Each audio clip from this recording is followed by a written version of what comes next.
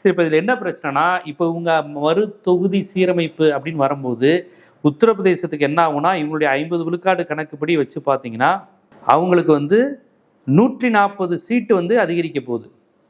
140 சீட்டு 140 சீட்டுனா 60 சீட்டு அவங்களுக்கு அதிகரிக்குது. தமிழ்நாட்டுக்கு எவ்வளோ அதிகரிக்கும்? 51. இப்போ அந்த ஒட்டுமொத்த நாடாளுமன்றத்தில் எவ்வளோ பர்சன்டேஜ் உத்தரப்பிரதேசத்துக்கு ஏறும்னா 16.5%. 14.7%. நல்லா கவனிச்சு பாருங்க. இப்போ 50%னா ஏப்பா உத்தரப்பிரதேசத்துக்கு 50% ஏத்துறான், அதான் தமிழ்நாட்டுக்கும் 50% ஏத்துறான்ல, உடனே நம்ம பாதிக்கப்படுறோம் கத்துறீங்கன்னா, பாதிக்கப்படுறோம் சார். 80 தொகுதியில 50% ஏத்துறாங்க அப்படின்னு நீங்க கணக்கு வச்சுக்கிட்டீங்கன்னா அங்க 120 சீட்டு வரும்.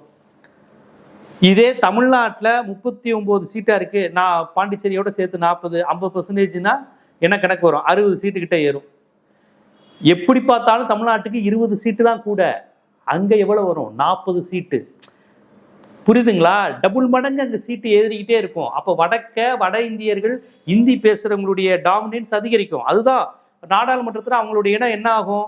அவங்க 140 சீட்டு வந்தாங்கன்னா 16.5. தமிழ்நாட்டில் நம்ம 51 சீட்டு அதிகரிச்சோம்னா 6%, 6.0.